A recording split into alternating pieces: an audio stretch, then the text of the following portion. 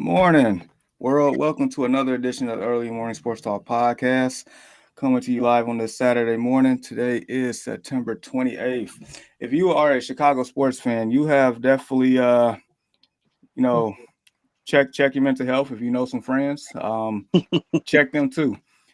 Reason why I say that, Chicago White Sox, which I have personally boycotted this whole year, haven't watched a single game, single clip, single radio broadcast, none of that, has officially become the worst team in MLB history. Um, our Bears definitely took an L in a game I feel like we shouldn't have taken the L against the Indianapolis Colts, and we'll talk more about that in a second. And our beloved Chicago native, Chicago's own Derrick Rose officially announced his retirement, and we'll talk about that later on as well. But introducing for a third straight week our guest host. I can't believe she even got up this morning once again. Tiana, what's your post this morning? How are you? I am surprised myself. I'm here though. I'm excited. I love this show, so it's worth it. But I'm definitely taking a nap after. That's the big plan for the day. Uh, but I'm excited. It was an exciting week in sports this week. Definitely. Jake, what it do, bro? How you doing? Yeah, I'm I'm sad and I can't even say happy, but I've been sad. I've been sad, man. Like you just said, my favorite baseball team sucks this whole season, and the best thing that ever came out of Chicago, Derrick Rose retired from the NBA. Man, it's been a rough couple days, man. I feel you on that. But without further ado, Tiana, do your thing. All right, guys. Well, unfortunately, to keep the sad train going, we gotta we gotta talk about the Bears and the Colts. The Bears lost in what Jamar said should have definitely been a win to the Colts Sunday afternoon. Oh, whoa. Sorry. Cue the cue the intro. Cue the What intro. intro? What show you think this is? What What intro? y'all what y'all what y'all mean? What's the Hey, this the Early Morning Sports Podcast. We back like a shark attack. You feel me? Cue the intro. So you missing Brandon? Hey, He it's a may be habit. back next week, so then he'll be getting what you've been missing. Okay. Cue the intro. They're like, what? What intro? Anywho, so as you wait for Brandon next week, I will continue. And the Bears and Colts, they lost. Surprising, but not surprising really. It's like one of the things where we hoped it wouldn't happen, but we're not surprised it happened type of situations. Um, so Jamar, give me your thoughts. Man,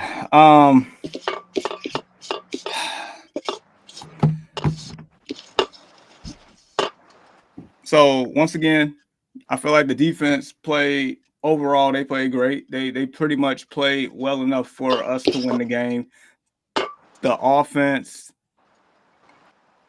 still struggling, still not competent just yet. And it's frustrating. Yeah, if you just look at the stat sheet, Caleb Williams, the most Mhm. passing yards by a rookie quarterback, 363 yards. But the fact that the man dropped back 52 times, and what world, how many quarterbacks do you know that's dropping 52 times in a game? Not even the pass heavy quarterbacks in this league is really dropping back 52 times in a game like that. So that's Mhm. alarming within itself. He turned over the ball 3 times. The first pick was definitely like, what are you doing? That was just a bad, very bad pick. The second one, I see what he was trying to do. One of the defenders was, had his back turned, tried to fit it in, but it was a small window. So, that's one of those to where, okay, I see what you're doing, but you live and learn from that one. Third turnover, the strip sack fumble. And that just goes back to offensive line being offensive line. So it's pretty much the same stuff. I was happy to see a Cole Kmet sighting. He was definitely involved in this game. Mhm. Doomsday was fine for the most part. The running game, like something got to give. Something got to give. Like DeAndre Swift, we signed this man in the off season. He's averaging 2 yards a carry. Like what are we doing against? We talked about it last week. The Indianapolis Colts going into that game was the worst run defense in the league, the absolute worst, and it wasn't even close. And yet we struggled to run the football against them. The play calling is so suspect. Did we is this Scooby Doo? Can we like pull the mask off and we see Luke Getsy again? Because that's exactly what this feels like. Dude, what was it? 4th and go at the 1 yard line, and you decide to in general. Anytime, and I've seen it a couple times in the NFL this year already. If it's 4th and short, why are teams running east and west? You need to be going north. Like why? Dude, that I just don't understand it. And then to hear Eberflus, after the game, it just doesn't. Just breathe, Jamar. We hear your frustrations because we got some animosity too, bro. Come ahead and say yourself. I appreciate that. It just doesn't, like, everything just not adding up. So, yes, we did not think this team would be Super Bowl contenders by any means, but we do have expectations with this group. We do have expectations that they will win.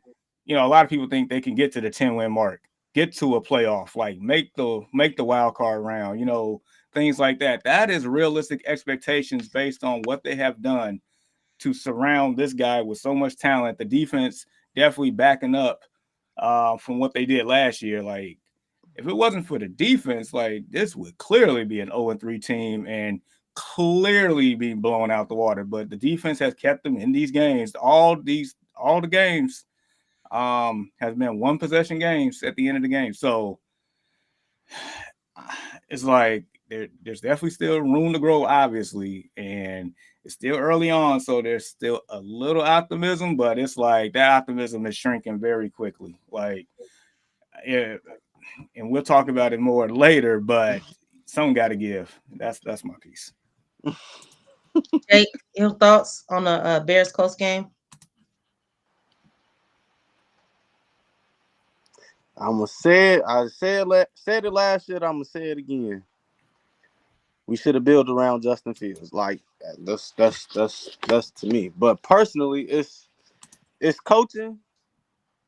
It's that old white lady that semi owns the team, and it's coaching, because there's no way that we supposedly spent all this money in the offseason to get these great pieces, to build an offensive line, and we still have no results.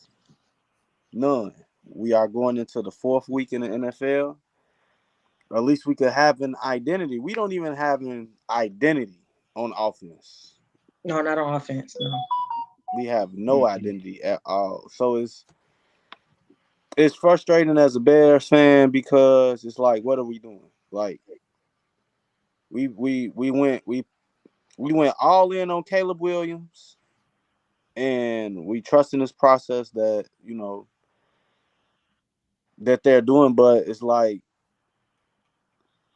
man, it's like we always get stood up and we look bad rooting for the Bears every time. Like, oh shit, we gonna make it. We gonna make it. It's like, damn. Like, why we still cheer for these? Like, why we still cheer for the Bears? Cause they ain't shit. They ain't shit right now. So,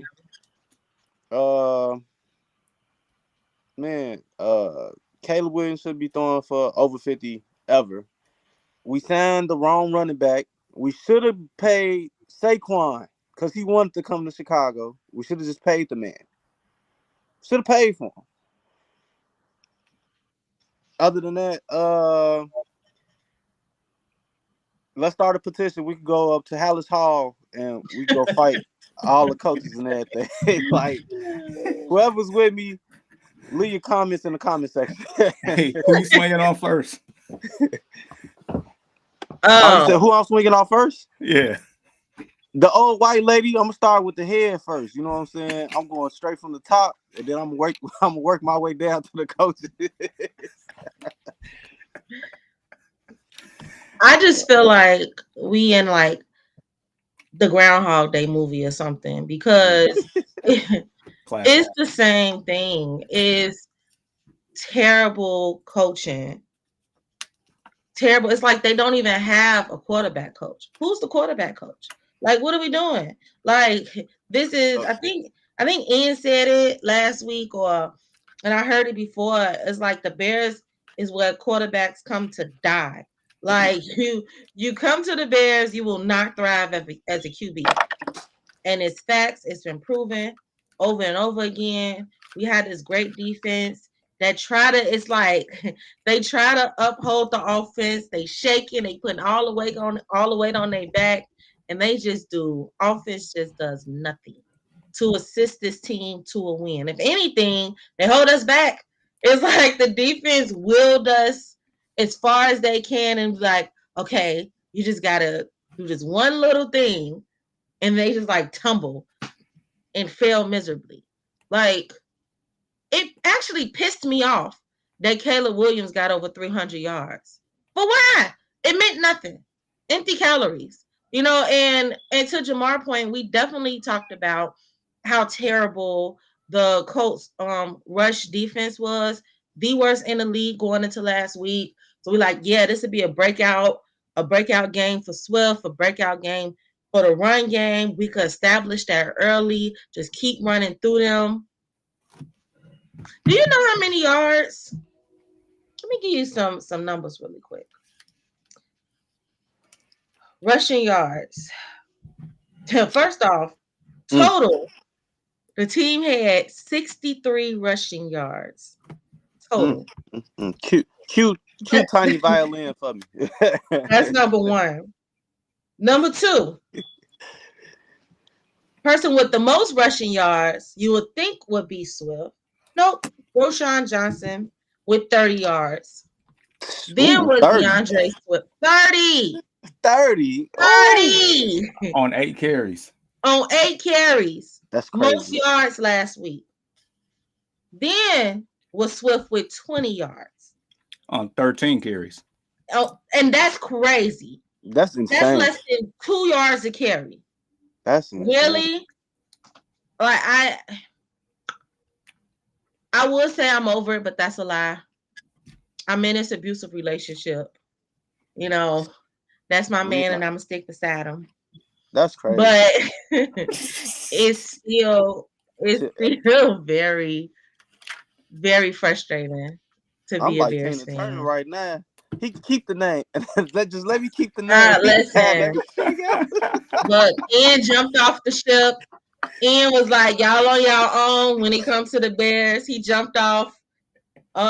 He in a life raft. I'm still on the side watching. I'm not jumping off. I'm too loyal. So every week I'll just have to go through this app. Right. It's the Titanic. Fresh week. That's Titanic. Fresh week. We're going against the Rams. We'll talk about that later. You know, but we're gonna be back in it, baby. Now. You know how I feel about the Bears is what's that movie? And they was poking at the body and was like, "Is it dead? Is that a dead body?" That's how I'm telling you. Like, or I feel like one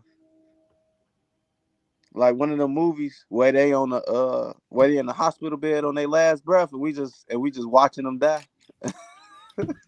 Yeah, I feel bad. I feel bad for. Honestly, and please, I know this may sound crazy, based on my rhetoric the last couple weeks. However, I feel bad for Caleb Williams. I don't. I do, because he just come into a shit situation with the coaching and with the organization. And to me, especially after watching last week. It's clear as day. I mean, we already knew it, but it's just clear as day that it's bad coaching and it's a bad organization. I mean, Justin is proving it, obviously being 3-0 with the Steelers. And We miss you, Justin. absolutely. But once again, if Justin was here, they'll be in the same situation.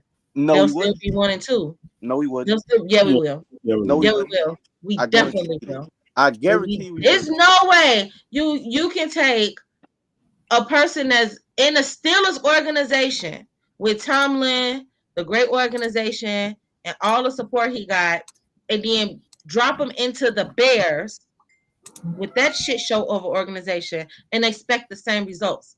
That is not happening. You know And why I that's say proven. Go this ahead. is.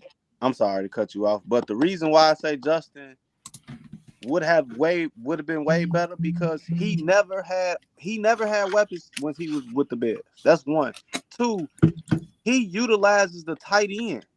Caleb, and they say Justin didn't see the whole field. Yeah, he couldn't see the whole field because that offensive line didn't block half of the time, but his escapability and his mobility is way better than Caleb's. He would have carved the shit out of the Indiana Colts off his feet alone. And with that, and if he would have opened up off his feet, the receivers would have had better room and it would have opened up the offense. Caleb don't do that. Caleb sits in the pocket. That's why Justin is better than Caleb. If Justin was here still, his mobility alone would have won us 2 games. We would have been 2-1 because that Houston game we wouldn't have won. We would have been close just like how we was with Caleb, but we would have won that Indianapolis Colts game with Justin on the field, guaranteed, because his legs would have did it. I'm trying to I tell hear y'all, man. you. Y'all I'm not all the way underestimate that man, bro. It has nothing to do with him. That's what I'm saying. Yeah. We'll have to agree to disagree on that one. Great point. But yeah, I'm not buying it. I can't see it. I can't see it at all. And we Well, got a go Colts look at fan some- laughing at us. Go look at some of them games we should have lost by a huge margin where Justin Field had to run for almost 100 yards and see how close he kept up in them games with no receivers. None. Now, just look at the weapons he got. Just look at Caleb's weapons now. If Justin had them same pieces with his legs, Justin would have been amazing because you couldn't stop Justin on his feet. And that would have opened up the playbook even better. No, I like she said, I'm gonna agree to disagree because still can't run the ball. We are one-dimensional team. Still cannot run the ball. That's probably the biggest issue on offense. Everything is closed up because they can't run the ball. Can't run the ball because the offensive line is trash. We're one-dimensional. And Victor Young said players make a difference. It's not always the organization. Sometimes it is, though. Panthers a shit show, but soon as Darnold got in their offense, they moved the ball. Sometimes the players just suck. Bears just trash players and coaches. Coming from a Colts fan, just so y'all know. That's some context. Makes sense. That means his comment don't count. All right, Helen Boyd, you can take that off. Jamar. I mean, there's some truth to that, though. Some. No, I feel it though. I feel like he was just talking shit because he a Colts fan. But I respect it. All right, guys. We will circle back to the Bears, but we're moving on to just your thoughts in general before we get into overreactions, NFL overreactions. Just your thoughts in general about week 3 of the NFL. What you like, what you didn't like, surprises. Jake, you go first. My week take on NFL. Are the tight ends a forgotten player in the NFL? Because this goes to all my fantasy people out there and people who love sports. I'm tired of getting barely 2 points from these freaking tight ends in this fantasy. fantasy football. That's what. And two, I thought the tight ends are supposed to be, you know what I'm saying, a quarterback blanket. I don't see no quarterbacks half of this time in each game throwing to their tight end.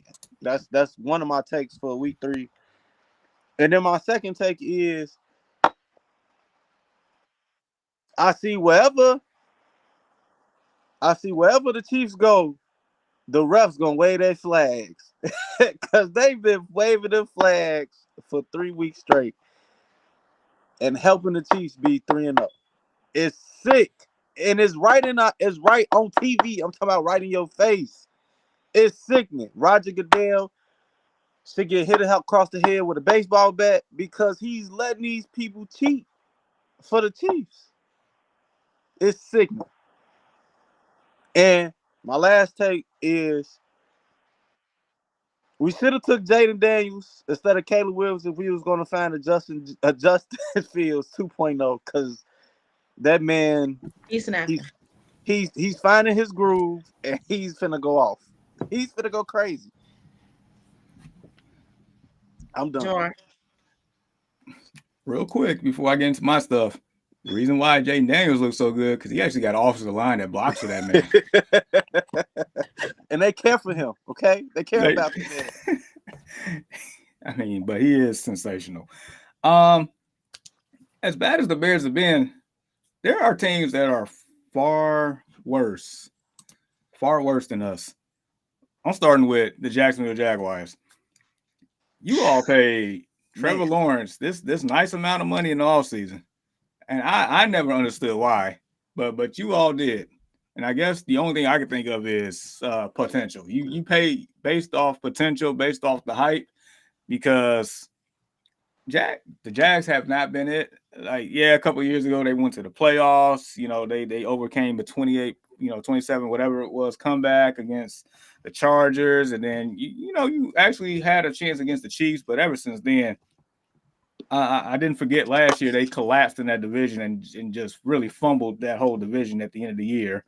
You're 0-3. Like, there was so much more expectations, but yeah, you gave that man the money, and heck, he's getting outperformed by Danny Crimes. So let that say something right now. Cincinnati 0-3. I'll have more thoughts about that in a bit.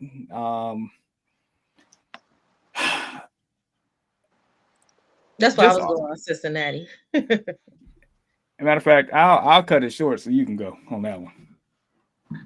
I want to add on the tight end too. I was thinking about what is with this lack of production with Travis Kelce. That's one of the biggest ones. Like, what is going on? I definitely agree with you, Jake, about the tight ends productions overall.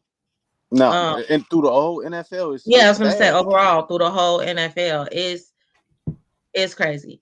And then for me, you talk about Jamar, you talk about Trevor Lawrence being 0-3 with his expectations.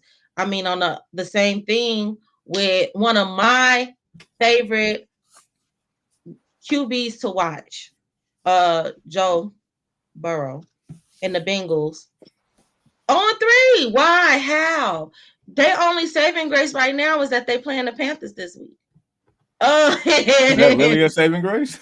Exactly. Like, Andy Dalton was cutting up last week, man, and got the Panthers. They first win. So that does that mean Bryce Young is a bust, or he's just in the wrong system? I would go bust because if you bring somebody in that same system and they produce, that's why not to run back to the Bears, but that's our point. You bring somebody that's supposed to be so good in the same system and they're not producing, it could be that system if no one is successful in the same system. But then you put somebody new in the Panther system and it's a whole new day. The clouds, I knew it, Ian. I knew it. Panthers in an upset. I thought about you when I said they was playing the Panthers this week. But yeah, just to not get too far off track, the Bengals, a huge disappointment this year. They supposed to be one of the Chiefs' biggest rivals. How? When you're not even look like they ain't gonna make it to the playoffs. Now, to be fair, this is how the Bengals go every year. They start off terrible. They do. Am I lying? No, you're right, but They we have know. a slow start every year. They But start 0-4, 1-5, like 2-7. Like they have a really bad start. And then some way, somehow, they pull it out and they make it to the conference finals. So I'm not gonna press the panic button on them. But however, just so far, it's still crazy to see them 0-3. And then I want to say the Ravens. Did the Ravens win last week? they did. Derrick Henry had like almost 150 on the ground, something like that. 2 touchdowns. Yeah, off under 20 carries. Yeah, he went into Jerry's world and showed them Praise. they should have signed him. But hey, Oh yeah, they played the Cowboys. They did beat on them. Okay, good. What was the Cowboys? So hopefully that was hopefully that was a turnaround for the Ravens because that's one of my other teams that I like to root for. I won't say I'm like Ian, I got 10 teams, but I have a few teams I like to watch I and was about to quietly say root because for. you definitely sounded like Ian over there. Man, Nah, I got but- this one team in this division, then I got this other team in that division. hey dog, he ain't gonna come out with a remix to that girls called Teams. That's how I'm that telling Bro. you. Ian, Look, we go need catch your your sound strays and he not even here. I'll cut the clip for him and send it to him. All right, guys. So that was great. Our overall. Let's get a little more specific and talk about these NFL reactions and overreactions from week 3. Okay. Number 1. Is it an overreaction to think that it's up, just to lead into it, to think that it's time to panic on the Cincinnati Bengals? Yes. Yeah. I'm hitting the panic button. I know to your credit, you mentioned that, in years past that Cincinnati always start off slow. They do. This year feels so different. Starting with Victor's point where he says they miss Mixon. They do. The reason for it, they miss his versatility. They miss that in the backfield. They miss Tyler Boyd. Mm-hmm. Their defense isn't the same. Like it. I mean, they have contract issues with 2 wide receivers on the team, not just Chase, but Higgins. Higgins been signed the tag late. He didn't get his extension. Hendricks, what's his name? Hendrickson on the defensive end. I mean, he wants a contract. It's a lot of turmoil that's about to spill over. This is not the same. So for them to go 0-3, for them to lose to the Commanders. Now, granted, like Jane Daniels is that guy. Like he showed up and balled out. Terry McLaurin showed up and balled out. That was fabulous. But in the same breath, like it's still the Washington Commanders, who has probably one of the worst defenses in the league, and you could not sit there and like get the win at home. Like you sat here and lost to the New England Patriots. Now the Kansas City Chiefs, yeah, I expect them to lose. And the Commanders, you should, in theory, be 2-1, not 0-3. We hitting the panic button. Jake, I'm pressing the button. I'm pressing the big red button that you're not supposed to press. I'm pressing it. I'm gonna get that alarm sound effect next time. I got you. But I'm pressing it. One, Joe Burrow don't look comfortable no more. He looks like he don't want to be there. That's personally. I said that when he got injured last year. That was my mindset. He tired of an offensive line that don't block for him. Personally, you not paying his help. T. Higgins been arguing for a contract, like Jamar said. He been arguing for a contract for what 3-4 years now. They still ain't gave it to him. Joe Mixon, he was arguing when he was playing for the Bengals. He was arguing for a contract for like 2-3 years, and he kept taking them little small ones, or he took a pay cut. They still didn't want to pay him. Now Jamar Chase battling for a contract, but he got a point to battle for a contract, but he really don't got a point to battle for a contract. So the money is the issue. So I feel like everybody want to get traded, or they just gonna wait till the end of the season and leave. And then you lost the heart of your defense when you got rid of your what's his name? Because he played for Bates. Yeah, you lost the heart of your defense right there. He kept everybody in line. You know what I'm saying? Like playing football at Simeon and all them boys up there, you got two, you know what I'm saying? The offense got the quarterback to keep everybody head strong. And on defense, you got the safety and the linebackers that, you know what I'm saying? Everybody got a captain in one of those positions, and they are like the heart of the soul, or like the arms or the legs of the body. Like it makes it whole. You getting rid of key pieces, and on that team right now, ain't nobody gelling. So I say you blow it up. That's what you used to say? Blow it up, blow it up, blow it up. End of the season, Bengals blow it up, man. They're gonna have to start all over again. Yeah. And Victor Young said the NFL at some point, meaning owners, need to step in and take a stand. Too many players sitting out, not playing because of a lack of deals not being signed. So that's a great point. And it definitely affects the outcome of games and integrity. And it's definitely an issue. And I think the Bengals is a good example of that. I will say, I'll keep mine short and sweet. I will not hit the panic button yet, simply because of Joe Burrow and just the history of the Bengals. I know Jamari said it's different this time, because the reasons that they playing bad are different. However, I'll say let's see where they at by week 7. Because even though, with all the stuff going on in the locker room, I'll give them the benefit of the doubt with history based on just how they've been before, how they overcome adversity, and how they had a streak on the second half of the season and still been able to squeeze into the playoffs. I'll see. I'll maybe start to hit the panic button around week 7 or 8. See where they at by then. So, I mean, this week against the Panthers, this could be the turnaround week, right? I mean, even though they pay the Ravens week 5, before that, this could be the turnaround week. If Andy Dalton looked like the Andy Dalton the last week, I don't know. I'm telling you. And not to make this the Bengals show, but I got one more thing to say. It is a house in my neighborhood, and I am going to have to take a picture and send it in because it is a house.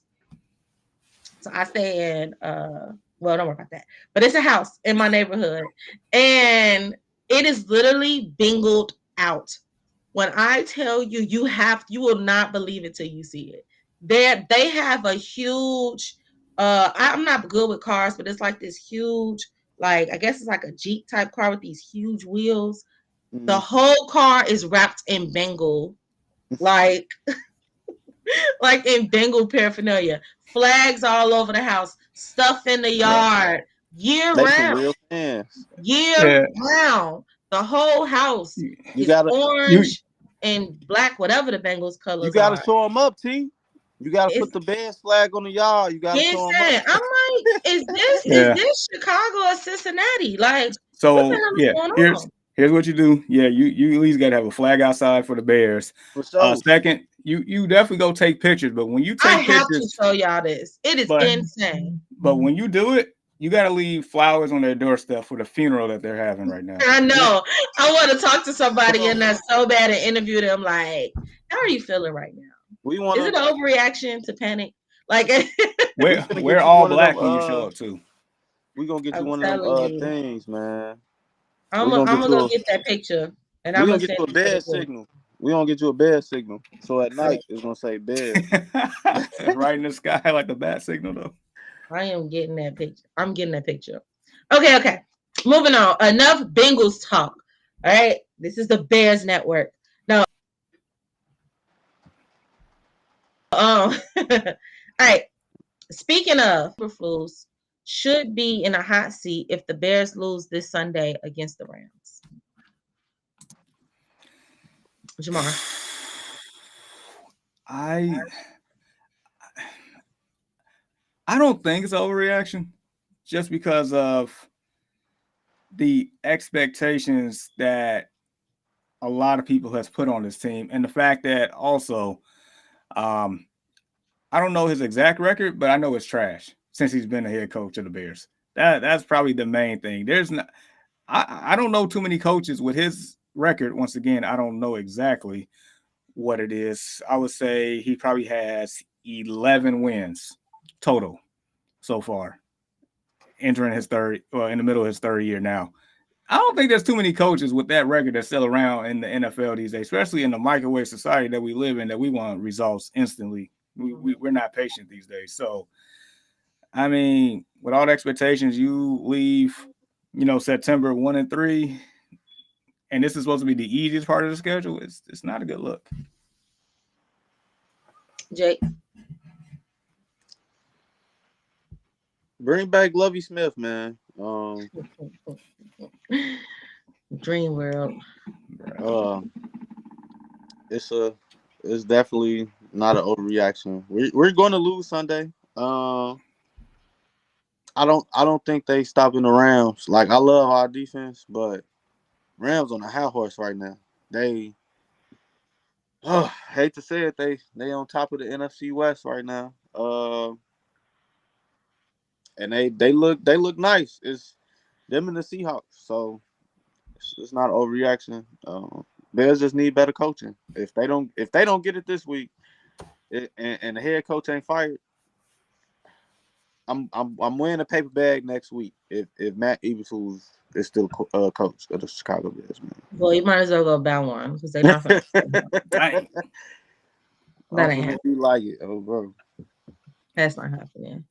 I'll say he's not going to be in a hot seat. I mean, the general expectations for a rookie is to lose, right? I think that all this hype was put around Caleb unnecessarily. I don't know why. He's just a number one overall pick, like any other overall number one pick. But for some reason, all this extra hype was put around him. And with the the pieces, we definitely should still be 2-1. I definitely agree with Jamar on that. But as far as specifically Eberflus, no hot seat. He just doing what he do, which is call terrible plays. Apparently that's what they hired him for. So that's so no, not an overreaction. All right. Number 3. Is it an overreaction to think that the Vikings will win the NFC North? Jamar. This is the one team that I think a lot of us felt would have been at the bottom of the division. Mm-hmm. Yeah. And yet they're at the top of the division. They look like one of the better teams, just based on the first 3 weeks have been. They look like one of the best teams in the league, just how they've been playing. And it's ridiculous to even say that. But, I mean, if they continue like this, then I guess it may not be an overreaction. Sam Darnold playing the best football of his life. Brian Flores and that defense looks amazing. Aaron Jones looks like he's healthy this time. Justin Jefferson ain't lost a beat. Addison ain't lost a beat. I guess, bro. Did Addison play yet? I don't know if he played last week. I think he's gonna play this week though. I was about to say I ain't seen him play this year, but I feel it though. Okay, overreaction. I like to hear that reason, Victor Young. Jake. Is it a reaction? I mean, is it an overreaction to think that the Minnesota Vikings could win? Get this guy out of here, man. Oh, He must. Hey, get this- he must be off that coffee, man. He got all the jokes. He got all the jokes. Bring him in. Where he at? He's been on. Camera He's right been on here. here a couple of times. Matter of fact, we gotta get him back on here soon. Put him on the Oh, camera, man. right. Get him in here. Oh, Jake. Okay. Is it an overreaction to think that Minnesota could win an NFC North?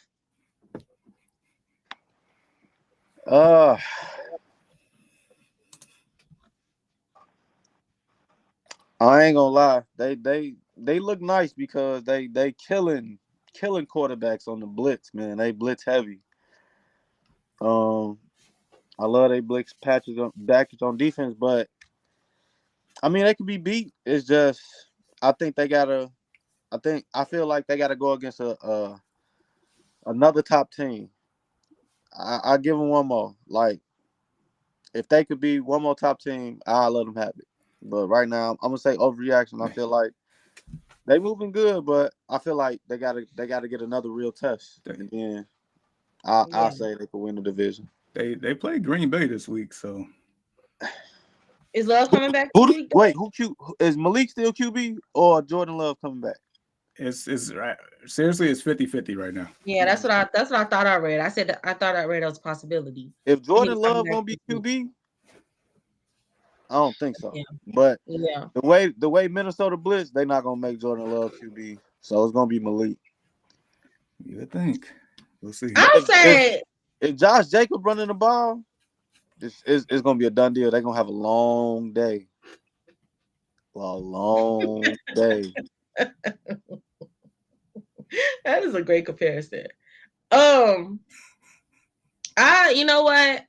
I will have to agree with Victor. Like, I feel like Green Bay down right now, and when Love get back, they'll get their wins. They'll climb back up. It's really, really, really early in the season, and Detroit, who's expected to be at the top, when it's all said and done, is just finding their bearings for the season. It's hard to judge them right now. They still a great team. They still one of my favorite teams. And I personally probably pick Detroit to be at the top of the NFC right now when it's all said and done. So I will say yes, it's an overreaction. Minnesota is definitely having a great start, great surprising start, but I feel like Timmy will tumble. Or whatever that saying is. 2C will tumble. Or I don't know, whoever tumbles, it'll happen. So okay, I'm just making up stuff at this point. Moving on. Is it a overreaction to think that the Seahawks could win the NFC West? Yeah, right now I think it is, even though they are undefeated and they are on top of their division. But I guess for the same reasons why you feel like the Vikings not, because of the Rams not healthy yet. Maybe when they start to get more healthy, the Niners, they off to a slow start due to health reasons. But viral, man, I'm so hurt. But one thing I will say is like that division is going to be very entertaining to the last week based on how it is right now. So I say it's overreaction, but I wouldn't, I didn't think Seattle would be, this good out the gate, but I still think it's overreaction. Jake. Of course, you already know what I'm going to say. It's an overreaction because my boys in the same division. I'm not finna just let them say, yeah, no, man. Hey man, what's the phrase? Bang bang Niner gang. What you mean, man? You feel me? But no, it's an overreaction. It's a lot of injuries. I said it when the season started. I hate when they put players on Madden and they always have a bad season or they get injured. The Madden Christian curse. McCaffrey is on Madden. And what's going on? It looked like he's gonna be out for the whole season. I hate it. Hate it. So what you're saying is Brock Purdy should be on the cover next year. Hell no. Hell no. You know who should be on the cover next year? That boy Pat, because I'm sick of him. Sick of him. Sick of him. But He's been on the cover twice, haven't he? only once. I think just once. I think it was him. I think it was him and Tom Brady together. I'll double check that. I gotta check that. Yeah. I don't know about Madden. I don't play video games. Madden, listen, Madden, the only thing that changed on Madden is the cover. Okay, the gameplay is always the same. Dude, it's been the same for like the last 10 years. Man, I swear to God, it's so horrible. It's horrible. But that's why I don't play it anymore. But it's still an overreaction. You know, I'm still rolling with my boys. If we could get a healthy team, we could ride Mason and our other running back. I'm really waiting on our rookie receiver to come up and play. That's what I'm really waiting on. Well, many men. Yep. I am curious. I mean, they won't let him play because he got shot. So yeah. I'll say it's interesting to see what the Cardinals will look like deep into the season once they continue to incorporate Marvin Harrison Jr. in the offense. That'd be interesting for me for that division. I like the Seahawks. I don't mind Geno. But I think what he said? He said said again, Jake. He said what he say? They tried to write me off, man. Yeah, they wrote me off, but I didn't write back. What did you say? Back like a shark attack, huh?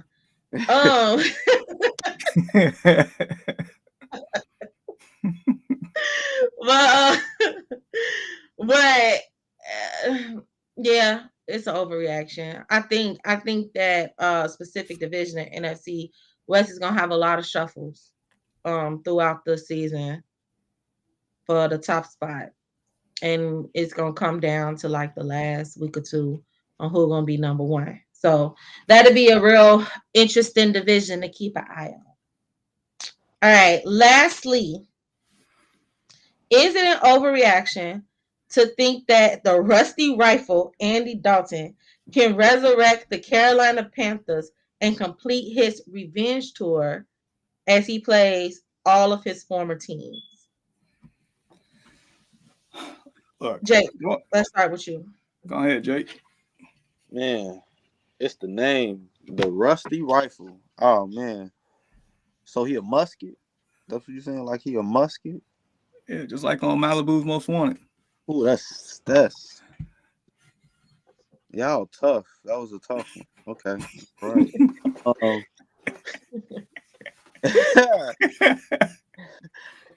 Do I think it is an overreaction? A little bit. It was just one game. Come on now, just pump the brakes. One game. Mm-hmm. Let's give Jamar? him. Look, all I'm gonna say is if he looked anything like he did last week, why not? You're gonna play against his main former team, the Bengals, showing what they've been missing out on. You're gonna end up playing us. I think they play the Cowboys too, so why not? Cowboys trash. Why not? And they ain't got their pass rush either. Yeah. Whew.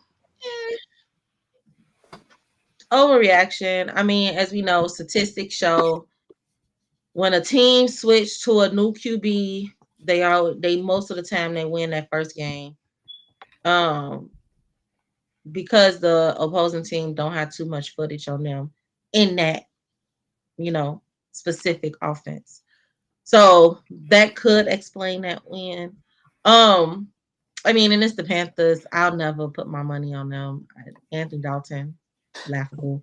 So Rusty rifle. overreaction, big time. Um, just overreaction. Period. So we're gonna move on from that. No need to stay on that topic. We don't want to lose viewers. So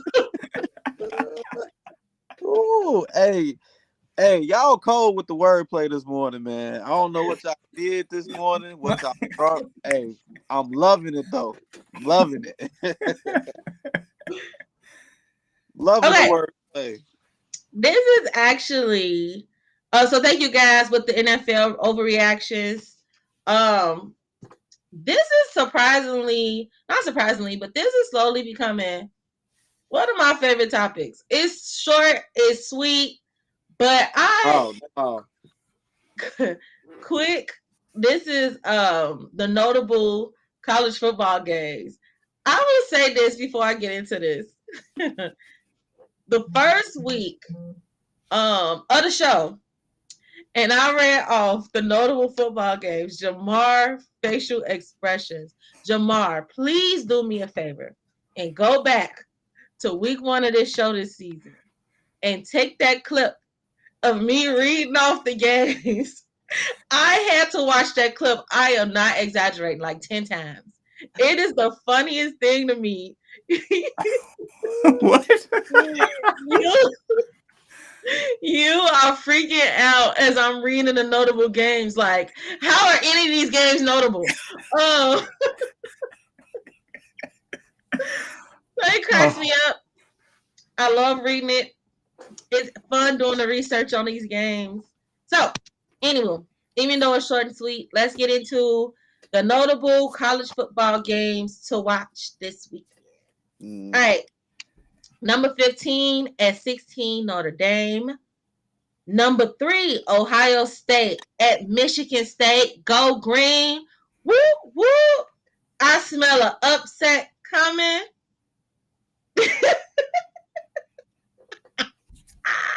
What's the spread for that, Jamar? Give me a couple of seconds here. I give you time to go. We'll get back to that. Give them time to look for the spread on that one. Number 2, Georgia at 4, Alabama. This should be an amazing game. Prime time. Looking forward to that tonight. Number 19, Illinois at number 9, Penn State. Another big Big Ten matchup. Illinois is having a great start. They're 4-0. Can they upset Penn State this week? We'll see. That's gonna be number 20, Oklahoma State at Kansas State. Both teams are coming off a tough loss last week, which can bounce back.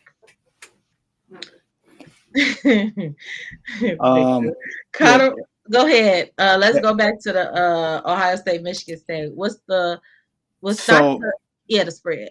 So Victor's close. This is minus 23.5 for Ohio It's gonna State. be.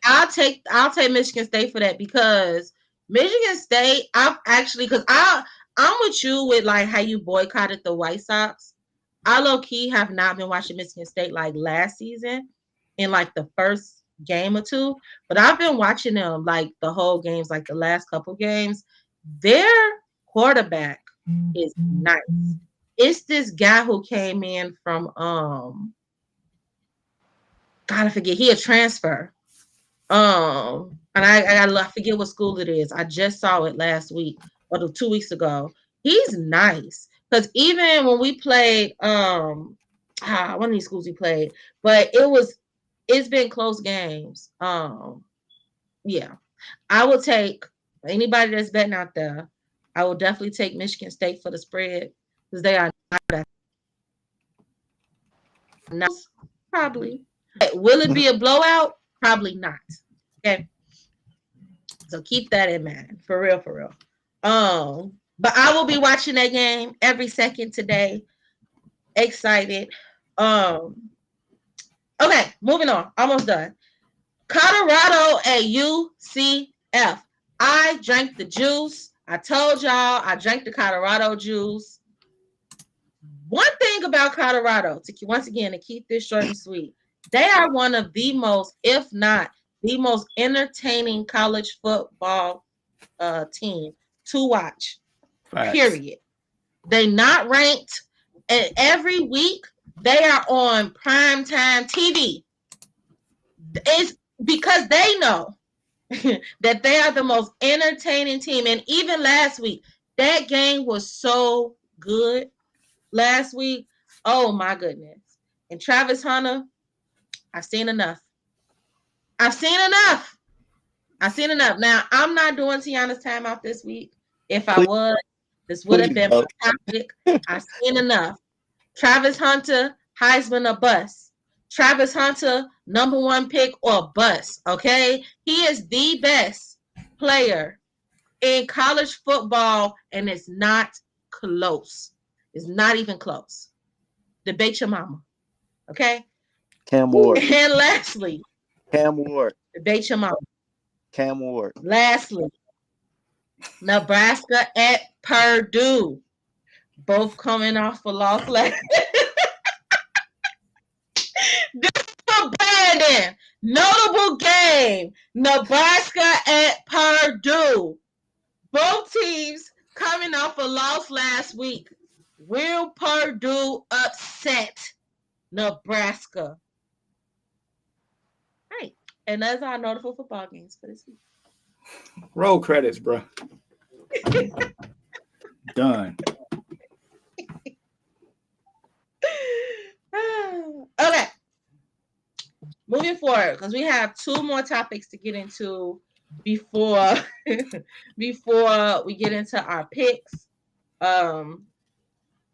Let's talk about the WNBA playoffs. They started this past week. I did not. Let me look really quick. Did not do my due diligence. I apologize. Mm-hmm. I think I watched 2 games. I watched the Vegas. Yeah, so the Aces won Balled out. the first round against who they play? The Storm. Mhm. Against the Storm. New York And won. they played New York won. So the Aces and Liberty actually play against each other in the second round. Mhm. And they play tomorrow. Yep. Game 1 is tomorrow.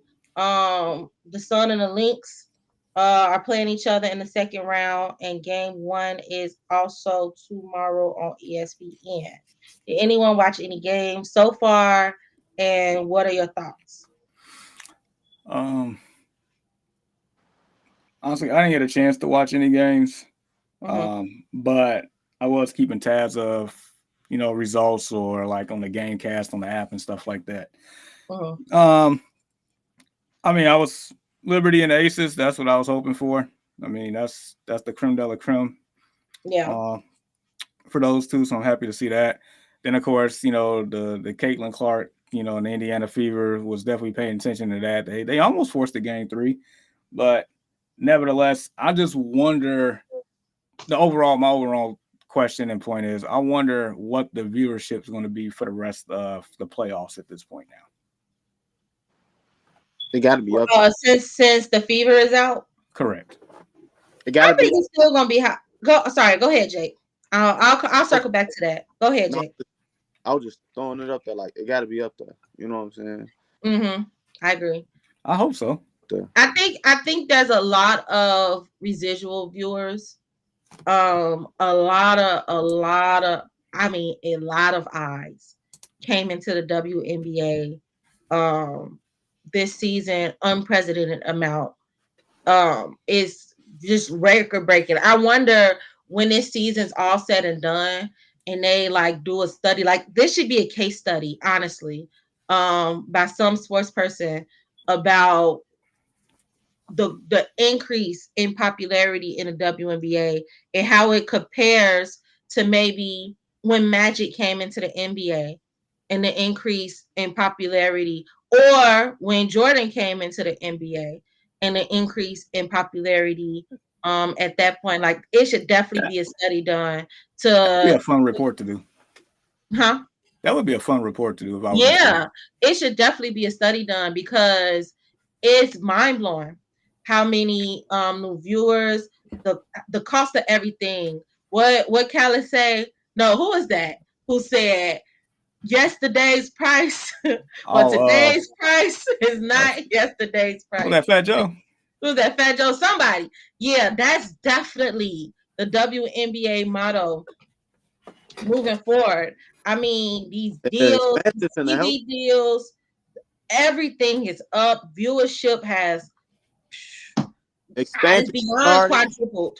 Expansion is started. I mean, it's crazy. And so I But don't think it'll be a huge dip. I think people just really got into WNBA more in general. yeah, I've watched games. I went to my first, well, no, it was my first game, but I went to a game on purpose. I'll say that. She And said, I paid didn't attention. accidentally stumble across this game. I actually Yeah, because I consciously went to a went. Sky game. I went to a Sky game years ago, a couple years before COVID, and I mean it was free, and I was sitting on the court, and it was no one there. So, yeah, just to your point, Jamar, I definitely think viewership will continue to be up. Um, a lot of residual viewers. I'm interested to see who gonna win. Hell, I even know the schedules now. I mean, I'm definitely Yeah. one of the newer people into the WNBA. Never really watched it before. So it's pretty cool. It's pretty interesting. I would Um, definitely and I will keep watching. So like now I'm invested to see, what's gonna happen. And staying on that topic of the WNBA, how do you guys feel about the Sky firing their head coach? uh, it feels weird because like, what did she get fired for? Was it like? I feel like it was. It had to be some locker room issues or something. Like, you know, a lot of coaches get fired because certain players or what I'm saying, players don't like the coach. So I don't know. It probably was some locker room stuff, but it still feel weird. Like I ain't seeing anything wrong personally. Jamar. um, it does feel off. I feel like, I mean, the roster itself wasn't definitely a top tier roster in the league. So, we was hoping for the playoffs, but Angel got hurt and things really went off course. After the All Star break. But I don't know. It does feel a little off for that. I mean, Teresa, she's an all time great. So it's like, back to Jake's point, was it something, in the locker room? Was it something internal? Like Yeah. something more so that we don't know about that's not leaking out just yet? I know it was a couple of disgruntled players at the end of the year. I Yeah, know that much, but maybe that all ties together. Yeah. I'll say this. This is definitely Brandon's favorite topic. He what he calls himself the WNBA guru, whatever hmm word he used the other week. So I think we should definitely circle back around to this topic next week when he's back. And it'd be great discussion. I personally don't think um she should have been fired, but like you guys said, what do we know? It's definitely got to be something internal because from the outside looking in, it doesn't look like it was warranted for her to be let go. So we just gotta wait and see what comes out from this. All right. And lastly, before we get to the picks, Derrick Rose announced his retirement. Um, was that yesterday? Day before yesterday. Um, and I think it is great. He had an amazing career despite his injuries. Um, in the short time that he played, he accomplished so much.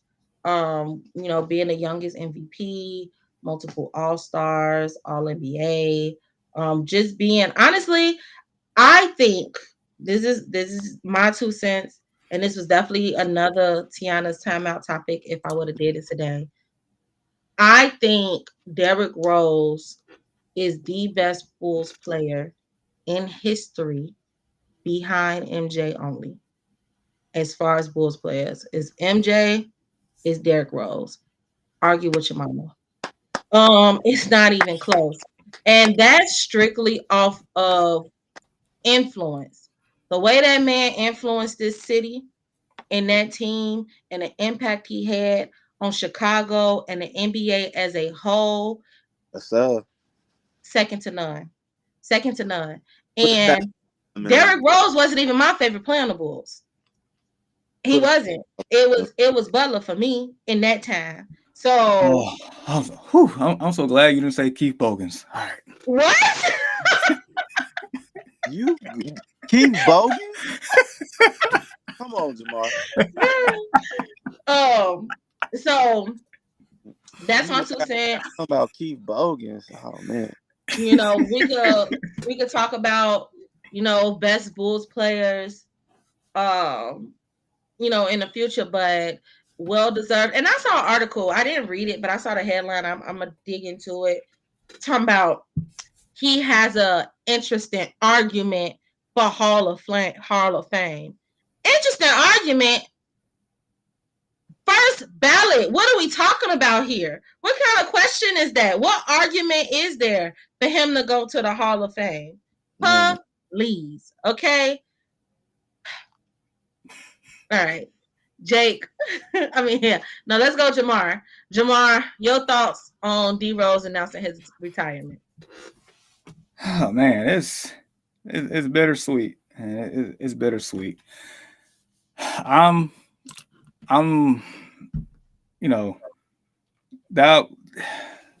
How can I put this? So, growing up, you know, when I was a kid, I did get to see the last three-peat of the Bulls, so I do have that memory.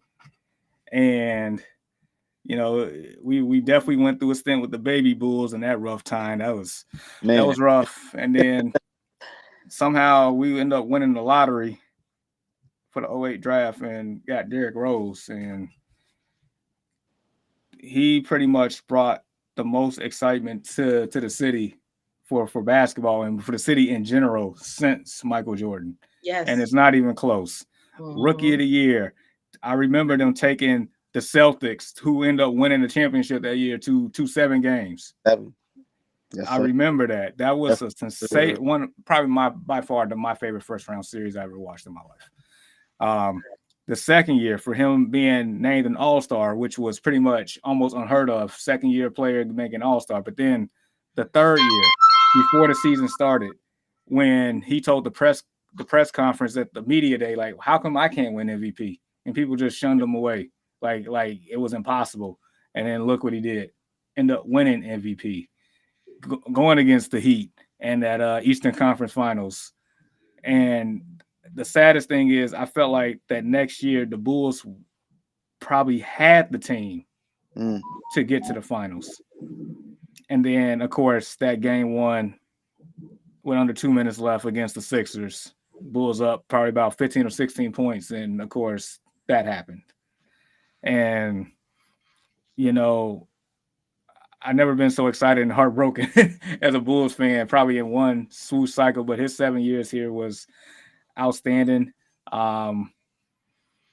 You know, I went to my first Bulls game in that time frame. Unfortunately, he wasn't on the court, but that was probably one of my regrets. I didn't get a chance to see him play in person in a Bulls uniform. But nevertheless, the fact that he was able to reinvent himself as a player, battle through the injuries, when he had that 50-point game, a member of the Timberwolves, and you know, just that moment right there, that like everybody was emotional.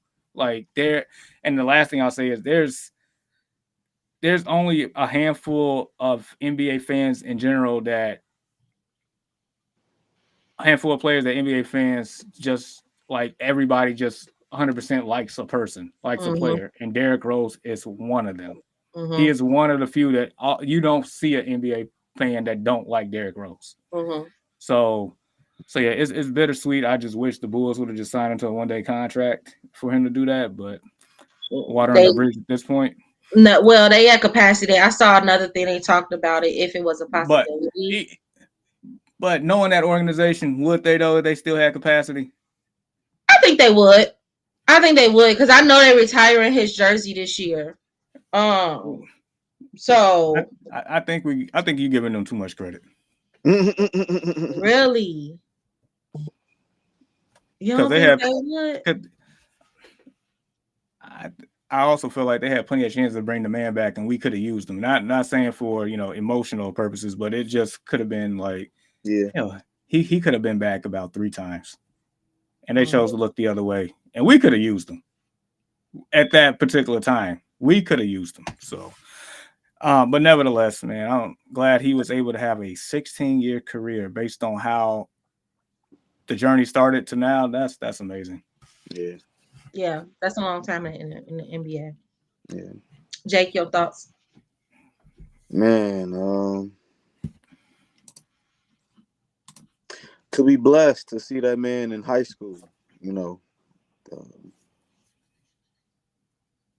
attended Simeon, watching him play for Simeon and winning state, man. Twice. Right. Twice. It was our freshman and sophomore year. Yeah. Twice. And that holds weight. Went to Memphis. Record was 33-2. They lost in the national championship game. 33-2. Starting on the Memphis Tigers. Averaging what? 25-5. That man was amazing. Nothing but amazing. Derrick Rose is the reason why I bought NBA 2K, because I wanted to play with Derrick Rose. I bought the only college basketball game when they made it because Derrick Rose played for Memphis. Like, I bought that video game. Like, the man is legendary, man. Like, he's an inspiration to Chicago. He's an inspiration to the NBA. Like, to do what he did, I don't think it will ever be done again. Like, ever. He's literally like, man, like, you hear the stories that the NBA players, you see these little YouTube skits, little short stories, you see them, you see the video.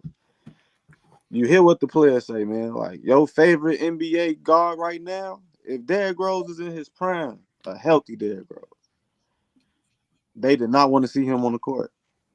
They did not want to see him on the court for real, man. Yeah, he'll definitely go down as one of the greatest players to not win a chip. Man, put a statue of outside the United Center. For real. I beg of you, Chicago. I don't care where it come from, man. Like, he need a statue outside the United Center. I think it hit so much more the fact that he was born, homegrown, raised, and then get drafted by the city. And he loved being a Bull. He loved it. He embraced it. And then that one moment in that little documentary when they traded him to the Knicks, like, he cried, bro. I cried with him, bro. Yeah, dude. I was hurt. I was so hurt. I think the whole city cried. We all were. It was about as hurt as when he tore his ACL. I was like, what are we doing? And it's so crazy because I was going to say, I remember where I was when he tore his ACL. I did not want to watch. You remember where you was. Man, I didn't either. I didn't want to watch him either at that point. I bought a Derrick Rose New York Knicks shirt. Oh, bro. Man. I still got it over here. Like, I have so much Derrick Rose gear, it's ridiculous. I do. And I mentioned, I don't, like, for Bear stuff, I only have 3 jerseys, but for Derrick Rose, I have probably about a good 5 to 10 items of Derrick Rose stuff here. Man, I remember I went on this date in college, man. And her mom was working at buddy was working at the United Center. I got all 8 autograph on this polo. I still haven't worn it. Like, it's as you should. It's literally just hanging up, man. I got all 8 autographs on my polo. I literally just have it hanging up, bro. Just chill. Well, D Rose, job well done. Enjoy retirement. Excited to see what you do. As you know, as everybody know, he always get back to the community, I'm sure. he'll be Yeah. doing something with the youth and basketball, giving back in the community or something. So we just all excited to see what you do post retirement, post basketball. And just congratulations again. Somebody Uh, should Oh, come up as an assistant coach on somebody NBA team. it could definitely, yeah. What you about to say, bring him back. Jamar? I'm gonna address this comment that King P made. He was talking about, he mentioned Derrick Rose, but he said if we haven't covered it already about Teresa Weatherspoon Mm-hmm. firing. We talked about it already. We all pretty much feel like weird and stuff, but maybe there's some things that we don't know about the reasons why for it that hasn't come out yet. So it's to be seen. Yeah. And at that point, we'll probably have a Oh, suggestion. We'll probably talk about it more about it next week. I almost forgot about the Derrick Rose thing, man. He beat the #1 team in the nation in Oak Hill with Brandon Jennings on them and some stars, man. Don't forget that. It's a legend. Okay, guys. We have to move on. We have to get to the picks for the week. Jamar, you don't mind, kind sir, pulling up Oh yeah. the games. Woo. And then we're gonna start with you on every pick so that you can give us Vegas rundown. For our parlay people out there, get some tips and tricks how to make some money. It's a parlay. Make some money this week. All right, give me about 10 seconds. We'll be good. Sounds good. It's a parlay. It's a parlay. It's a parlay.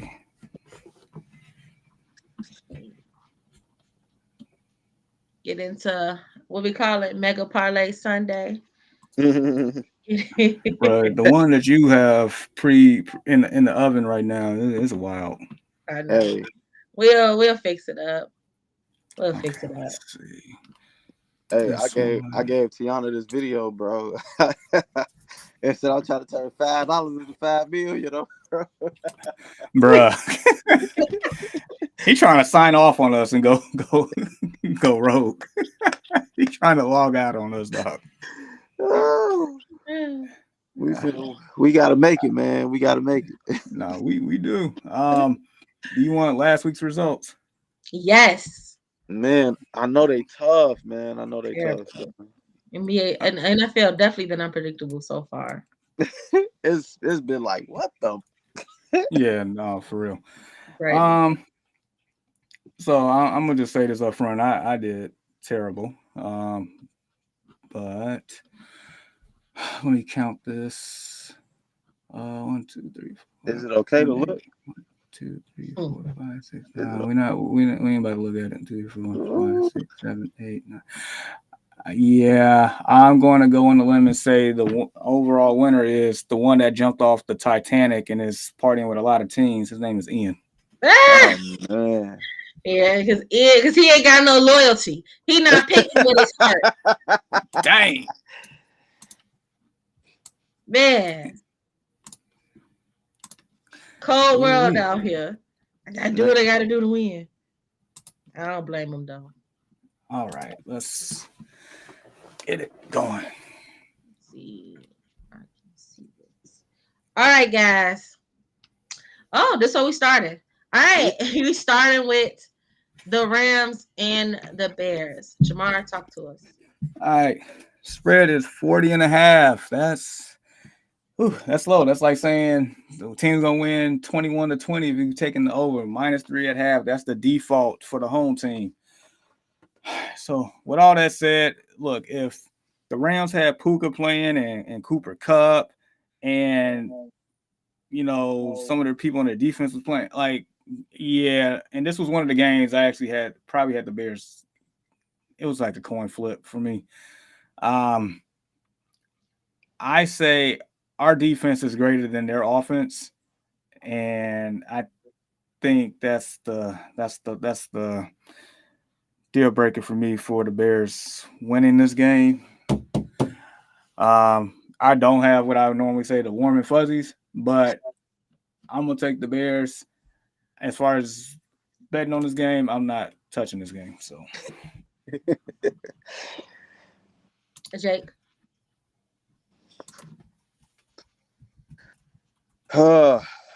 Oh man. I'm with Jamar. Um, this season has been abysmal for the Bears right now.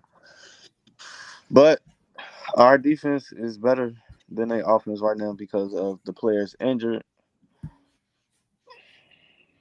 I just see it's the offense with the miscues. If the offense don't get it together, man, it's gonna be another L. I really don't want to say. I don't want to say Bears win, but uh, I'm a because I said no in the past week. I'm a rock with them this week. I say Bears win by luck. By I luck. mean, that's fair. He ain't wrong. You're not wrong, my brother. I'm definitely going Bears, as we all know. A lot of great points. This is definitely a game where the defense, great potential for the defense to win it for us. So, I'm going Bears on this one. So if that's the case, and if I picked them and Jake picked them, that means Oh, sorry. Go ahead. oh,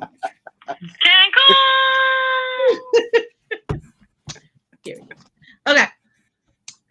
Moving on. Saints, Falcons. Jamar. okay. So where we at? Saints, Falcons. All right. So once again, it's identical to the Bears. Over under 40.5, -3 for the home team. Whew. I've been thinking about this game all week. This is, these two teams are rivals. Like they play each other tough. Um, I mean, Falcons don't look bad, even though they're 1-2. They don't look bad. Saints took a bad loss last week. We was all buying what the Saints was throwing down. I'm still. I don't. I'm gonna just take the home team once again.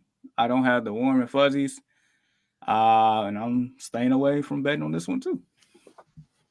Jake. Who the home team, Jamal? The Falcons. Falcons. Mm. Uh.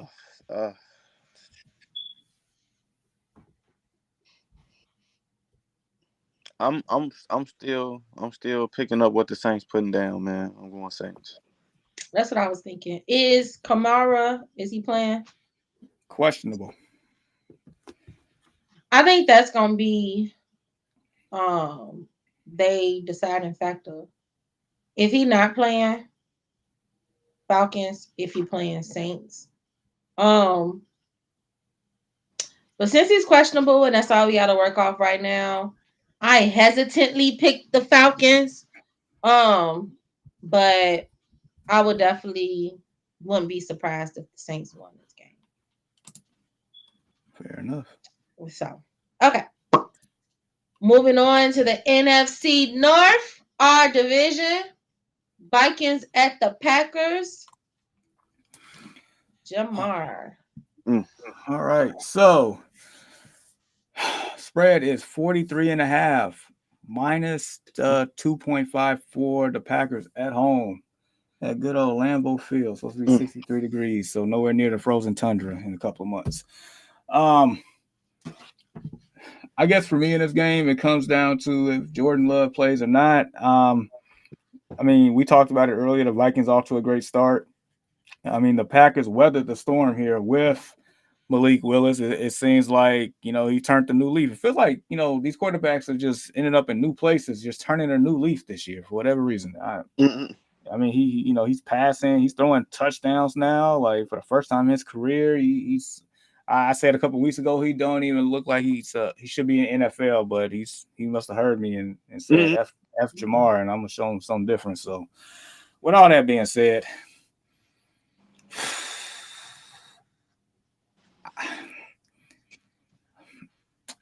oh boy, I'm taking the green team. Ugh.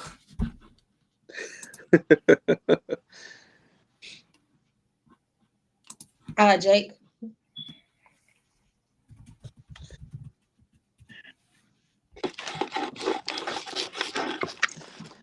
I'm I got something that's green. I'm going with those people. One that because they the home team, and if Malik is playing, if Jake was in the backfield, it's gonna be a long day, man. It's gonna be a long day. He behind a great offensive line. It's gonna be a long day, man. And like Jamar said, these QBs in new places looking like, damn, they're looking real nice. They're looking real nice. Yeah. I'll say that's just proof that you have to be in the right situation to succeed, right? For sure. Facts.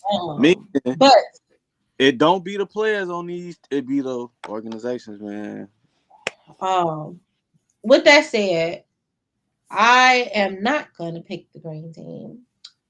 I am going to pick the Vikings. Same reason, same rationale with my last pick.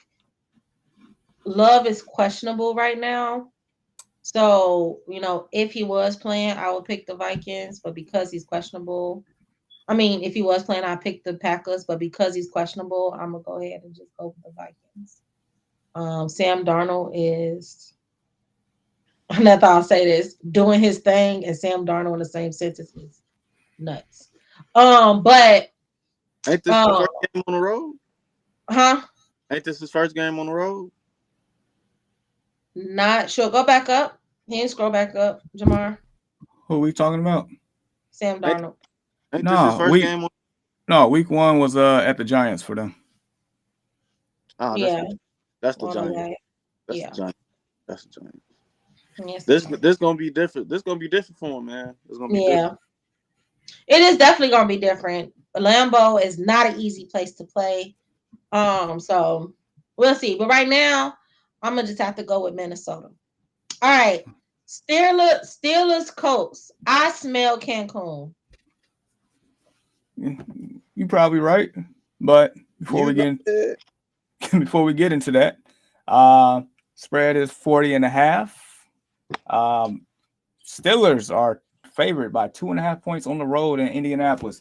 And so before we get into that, to your soundbite here, I just want to simply say this. The Colts are who we thought they were, and we let them off the hook. And the reason why I'm saying that is Anthony Richardson leads the league in interceptions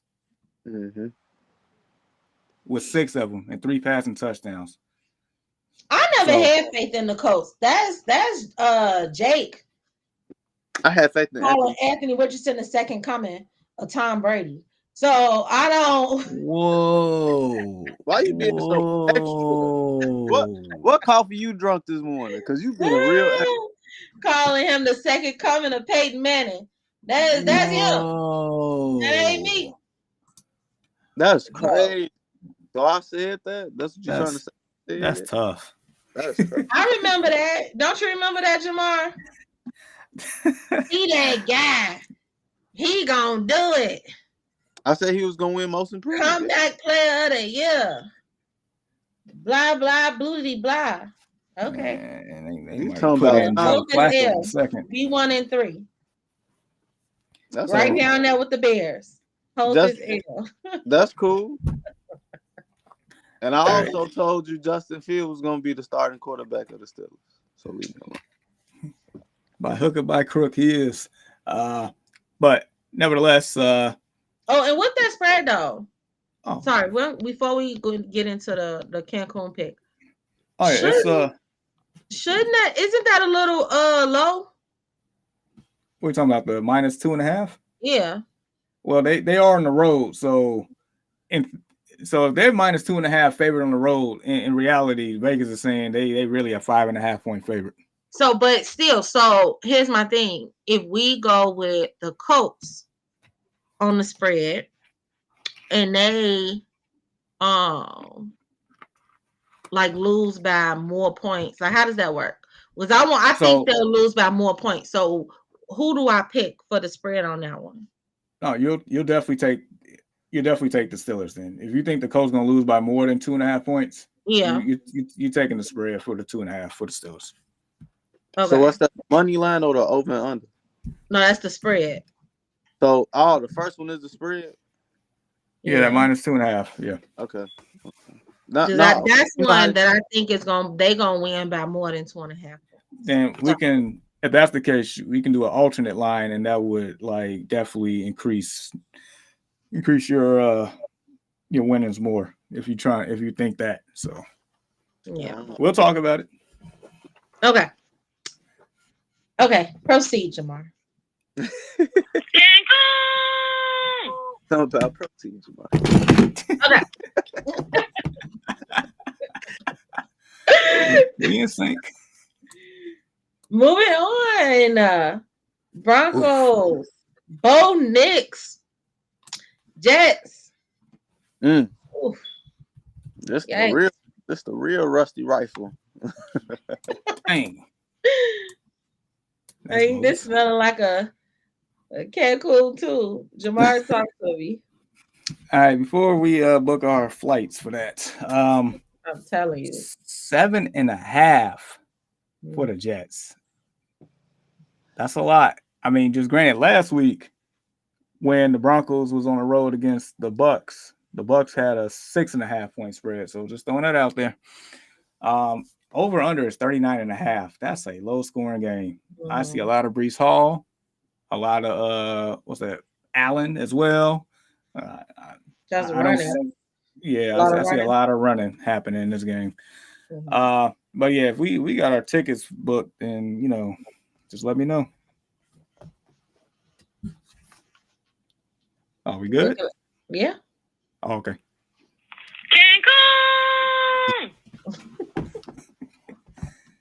Cracks me up. All right, this looks like a tougher matchup. Eagles at Bucks. It's so interesting because both teams are 2-1, but it seems like the Eagles are more struggling, and then the Bucks are more ascending. However, both teams are 2-1. Bucks at home. Jamar, what you think about this game? Well, spread is 43.5. Well, not spread. The over under is 43.5. They got the Eagles favorite on the road by 1.5 points. I find that interesting. I mean, the Eagles did come off an impressive win in New Orleans last week. Basically, Saquon Barkley won that game for them. But a couple things to note: Devontae Smith is out with a concussion. They already ruled him out already, so he must be seeing stars. AJ Brown is questionable, but if he doesn't go, then that really makes things more interesting. The Bucks came off a very WTF loss last week. Yeah. So they might be pissed off about that one. Eagles secondary, still trash. Don't have the warm and fuzzies. This is my third time saying it, but I'm gonna take the Buccaneers. Jake. I didn't know they was backed up like that. I was gonna say Eagles, but he said AJ might not go. Yeah, that's their number one weapon to me. Is Dotson playing? Probably. I mean, AJ didn't play last week either. Yeah. So they gonna be one-dimensional, low key. Yep. Stop Saquon. That's the game. If that's the case. Pretty much, they running crazy. They're gonna run a hole in the ground. And the Tampa secondary is banged up too, so it's like it's an impelling matchup. Yeah. Who the home team? Tampa. Yep. It's tough. I'm a roll with the Tampa Bay. I feel like they got something to prove this week because they should never lost last week. They had a shitty game. That was embarrassing. Shitty. I'm gonna just go with the home team on this one. I feel like this game is a toss-up. For all the reasons Jamar stated. Yeah. So I'm gonna go with the Bucks on that one. Okay. Cancun. Oh, it's Cancun. I thought you picked the Eagles, Jamar. No, I took the Bucks. Okay. Nice. Cancun. Okay. Bengals and Panthers. What y'all say? The lucky rifle. Musket. The musket. Hey man, the Musk is returning back to he's going against the jungle per se. Over under 46 and a half. They got Cincinnati favored by 4.5 on the road. I'm telling you this That's now. crazy. I am taking the Panthers to cover that. I'm taking the Panthers on that one. But just overall in totality of this game, I mean, we technically talked about both teams earlier. I don't have to say much about the Bengals at this point that ain't already been said. I will point out Adam Thielen, he's out with a hamstring. Chuba Hubbard, or whatever you want to call him, Chuba, whatever. I mean, he touched the ball like 20 plus times last week. He was able to run the ball. The rusty rifle threw for over 300 yards. Bengals secondary is shot. I mean, Panthers overall just not a good team. However, I'm taking the one with the chip on the shoulder. I'm going with the rusty rifle and the Panthers. Picking the Panthers. Jake. Man, both of these QBs got something to prove this Sunday. No lie, because Joe Burrow, 2 Oof. tough losses. Man, that's. Whew. And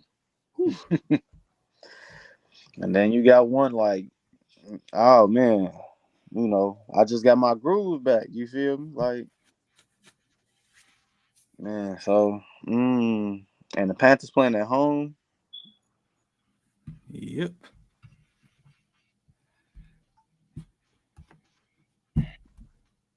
I'm gonna go. Man, I'm gonna go with the musket. I'm gonna go with the musket, man. I'm gonna go with the musket, man. You going with Panthers? Mm-hmm. I'm going Bengals. It's one of my favorite QBs, so keep hope alive.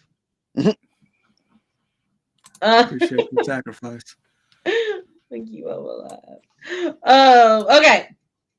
Jags and Texans. I feel the sand under my feet. Talk to me, Jamar. All right. 45.5 over under -6 at home for the Texans. A couple things to note on this one. Evan Ingram is out for the Jags. Mm-hmm. I want to say somebody else. Is out for the Jags. I can't put my finger on it right now. As far as the Texans, Tank Dell's not playing. I don't think Joe Mixon is playing. And they said Collins was questionable too, right? Collins is going to play. He's going to play. Okay. Yep, Collins is going to play. Matter of fact, we're doing prop bets. Collins, all day and night in this matchup. Just throwing that out there. He was on my list. What's his name? Damian Pierce not playing, so Cam Akers will more than likely be your starting running back this week. I already mentioned the Jags and their whatever you want to call it at this point. By default, I'm taking the Texans, even though they did not look good at all last week against the Vikings. CJ Stroud hasn't been like stellar as much as he has last year, but I think this is the week. So yeah, Houston, sand. I'm ready. You ready, Jake? Dang, I wish I had some glasses. Put your sunglasses on. That'd be dope. I wish I had some glasses. Well, without further ado. Okay. Commanders and Cardinals. Kyler Murray against Jaden Daniels. Should be an interesting game. 48.5 over under. This is the highest I guess fantasy friendly game on the slate with that mark. Cardinals -3.5. I'm really licking my chops as more so referring to DFS. I do a lot of DFS. I'm very excited for this one. First off, wait. DFS. You're licking your chops. Mhm. So daily fantasy sports. Okay. I'm targeting a lot of players in this game to put in that lineup. Gotcha. Yeah. So especially for tournament plays. So there's cash games, there's tournament plays. I can explain all that afterwards, but like I'm intrigued. I don't even like I'm somewhat on the fence here. Because I know the Cardinals, even though they're 1-2, I mean they could have definitely been 2-1 for sure. If not 3-0. Commanders, Jaden, Marvin Harrison Jr. versus Terry McLaurin. I'm pretty sure. I wish I had the Ian soundbite because they both went to his school. So I'm gonna take the home team. I don't have the warm and fuzzies, but I'm very excited to watch this game. Who's the home team? Cardinals.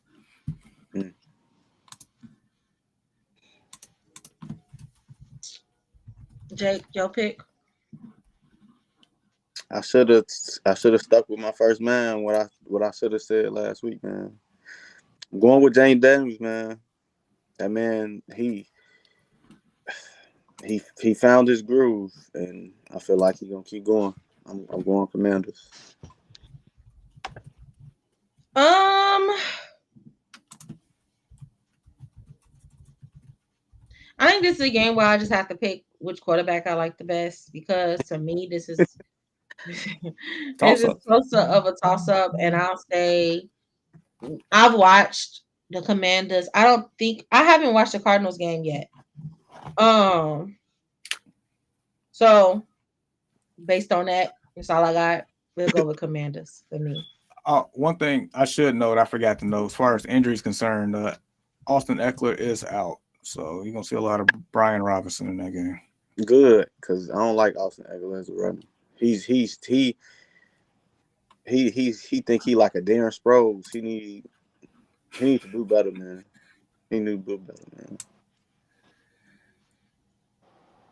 Fair enough. Okay, Patriots 49ers. This should be. Now wait a minute. We know the 49ers are banged up, right? They having a tough start to the season. This is Jake's team. Bang bang. Niner game, right?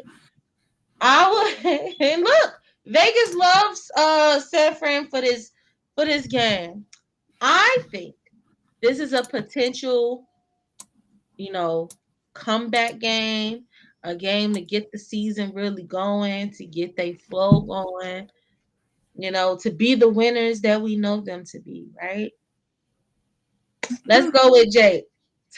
my little soliloquy. I mean, sorry, not Jake. Jamar. Talk to us. 40.5. 40.5 over under. Yeah, you said Vegas like him so much. -10. -10. I think it'd be closer than that though. Yeah, that's quite a bit. George Kittle is playing. I think Deebo Samuel is questionable, but I think he might end up playing too. Good, he on my team finally. Shit, this ass in IR. Pissing me off. He got the head. I have no receivers. Hey, when you drafted him, you should expect him to miss some games. He always missing games. Terrible.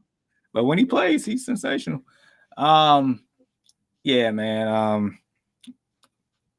Yeah, we in lawn chairs on the beach, though.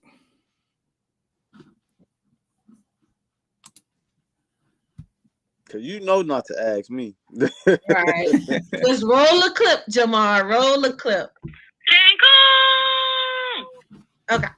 Stick it to him. Bang bang night game. All right. Browns Raiders.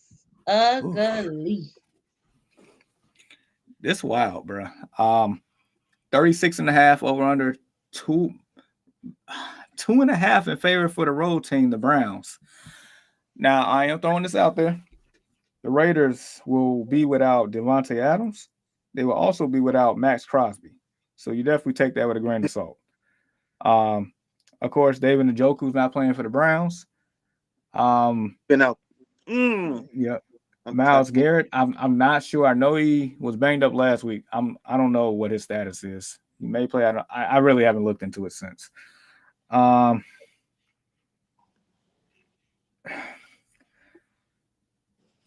This bruh, this is like now or never for the $236 million quarterback, whatever that amount was. Oh, for Deshaun. Yeah, the Browns defense has been so disappointing though, because it's like I feel like for the first 3 weeks, anybody that picked the Browns, we was picking more so because we had faith in their defense to do enough, and well, defense to control the game and the offense to do enough to win. But Browns defense hasn't really showed up at all this year like that. Ah, give me the Browns. No warm and fuzzies. I'm staying away from this game. Jake.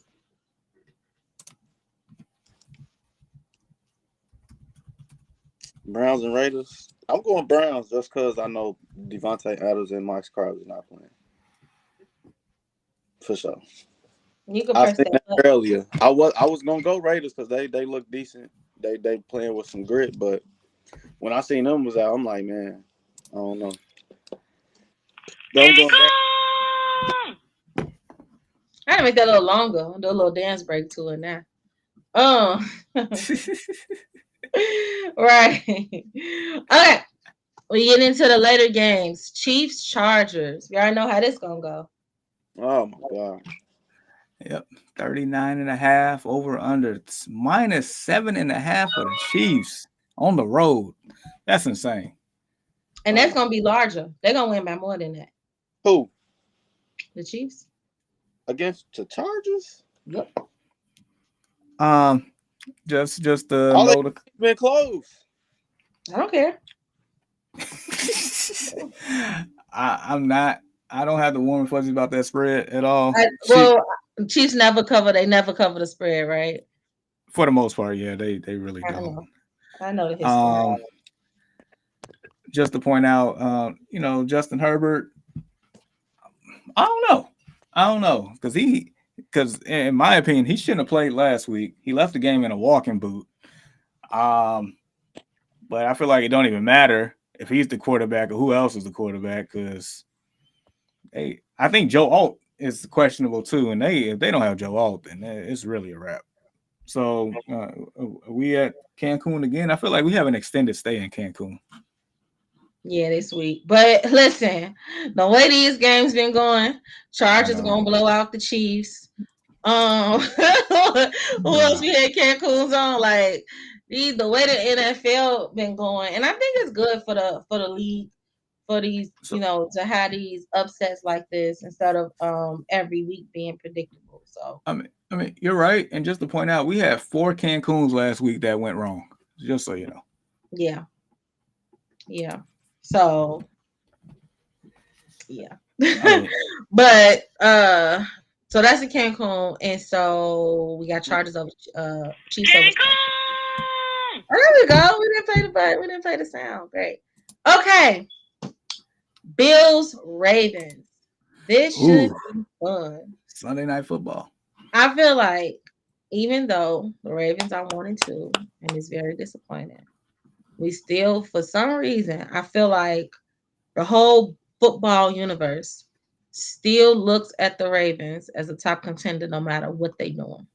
I feel like the Ravens could be 0-6 and they'll still be like, it's the Ravens. It's a tough team. They'll still make it. For real? Am I wrong? I don't know about the 0-6 part, but I get what you're saying, though. 0-6 is still a little early. But we still got time to turn around. But anywho, nonetheless, with that being said, I say that to say it's the Ravens. The Ravens at home. You already know where I'm going with this. But Jamar, what Vegas saying? Well, Vegas says 46.5 go over under. They also say -2.5 for the Ravens. Yeah, I say the Ravens definitely cover that 2.5. Therefore, I'm picking the Ravens to win this game. Jake. You pick Ravens? Yeah. Man, what Josh Allen say earlier this week on SportsCenter? What'd he say? He say, man, we having more fun up in this locker room, man. He sent some shots to Ooh, he did. He sent some shots, man. So, hey, he mean business this man. He mean business this year, man. I'm rolling with the Bills, man. I'm rolling with the Bills. You got the Bills Mafia going on. Not a bad pick. I mean, I'm going Ravens. I like Lamar. I want them to win. That's who I will be rooting for when I watch that game tomorrow night. All right, guys, we have a double header. So excited. Another one? Yep. Another one. On No Monday? team got a bye week yet. So we On have Monday? another double header. On Monday? Yep. Anybody want to go to the bar? For real. Even though this first game, weak sauce, that second game, whew, we'll be watching beginning to end. But let's start with probably, I ain't gonna hold you. Let's start with the Titans and Dolphins. Jamal. Hey man, cue that Bubba Sparks song, Ugly. That's exactly what this is. 36.5 over under. Dolphins are -1 at home. That's basically a pick me. Now, as we know, if Tua was playing, this would be a wash. Yeah. But we stuck with Skylar Thompson, Tim Boyle. I boiled eggs. I don't know. This is horrible. Will Levis is the gift that keeps on giving. I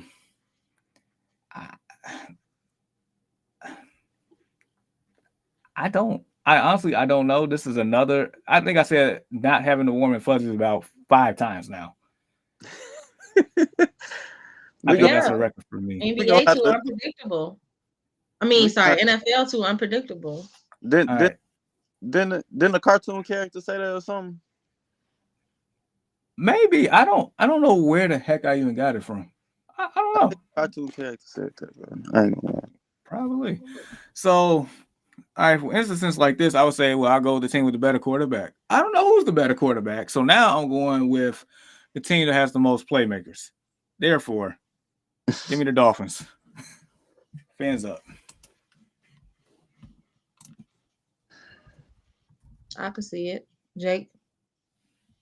Who at home? Dolphins. Miami.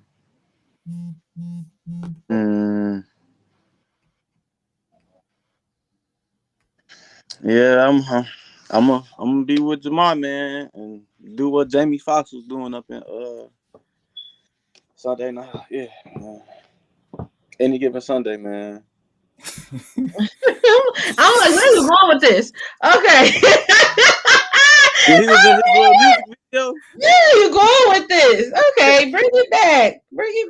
Make it make sense. When he was in his music video that he shot. Bruh. How to do that movie is awesome. Oh my god. Man. It's ahead of its time. Okay. This is a Cancun because I am just gonna go with the home team on this as well. Well, Miami's pretty close to about close to Cancun that we're gonna get. Cancun. So might as well. This game, I'm very excited to watch. This will be a great game. This will be a great measuring stick for the Lions. I feel like this would be a game that'll get them in a groove for the season. They still shaky, figuring it out, just catching their bearings for the season. But down the line, I feel like they should have no problems. Seahawks at the Lions, they at home, Monday night, prime time. I cannot wait. I'm salivating at the mouth. I'm so excited. Whoa. Whoa. So excited. Cut it out. Cut. Wipe the drill off talking about this game.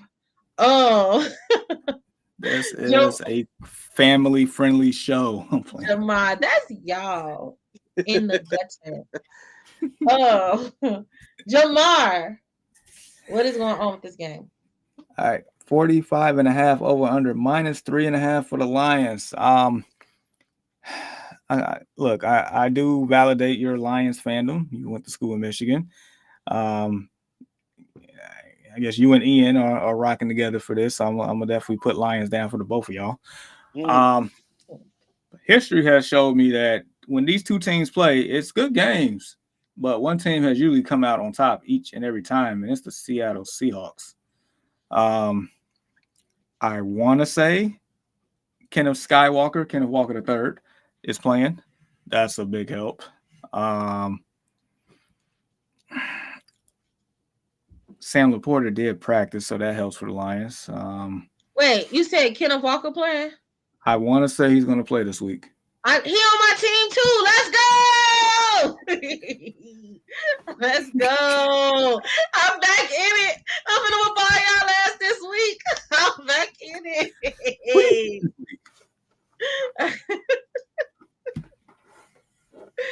Oh man. What if I gotta fix my lineup immediately. Now what if they say he ain't gonna play?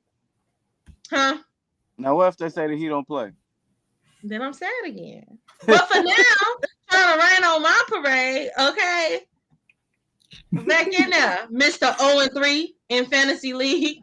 Okay, you worry about trying to get your first win. Okay, let me focus on. That's only because I fell asleep and I didn't get to pick. Right. You hear this? But in our league, I'm 2-1. Hush your mouth. Thank you. Oh, in my league, I got a little mini league on the side. He 0-3. Jamal. Just throwing it out. Okay, I'm gonna win. I'm gonna win this week. That's cool. Okay. All right. So with all that being said, right. I'm taking the 12th man on the road. Seahawks. I'm sorry. Hey. Do you? No love lost over here, okay? The Lions are used to being in the trenches alone anyway. Okay? That's what they used to. Well, as long as you know. Jake? I'm going with the 12th man. What's that, Seahawks? Yeah. Don't worry. You at least got Ian with you. I know for a fact he picking the Lions. So definitely picking the Lions. Definitely picking the Lions.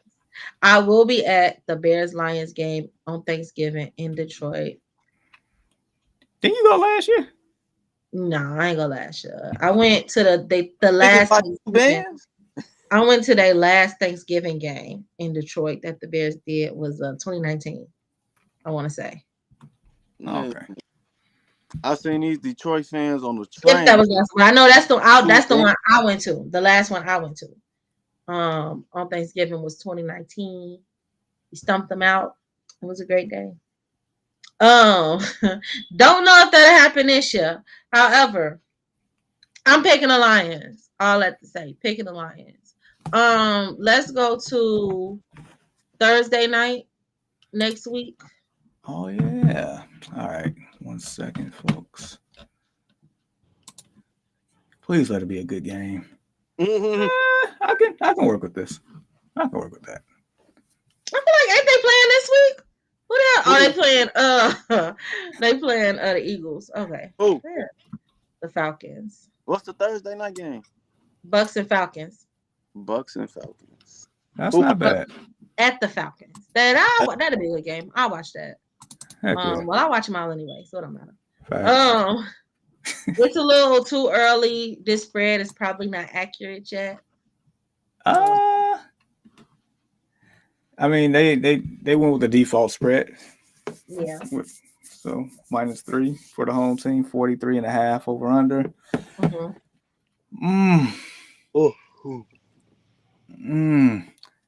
I think so. I did pick the Falcons to win the division.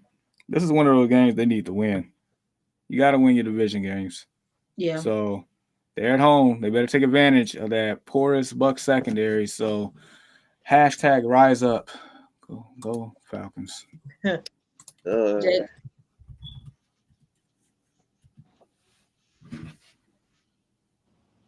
I want to say Falcons, but I'm gonna go with Bucks. Bucks on the road. Yeah, I like Baker. I really do. Lakers, man.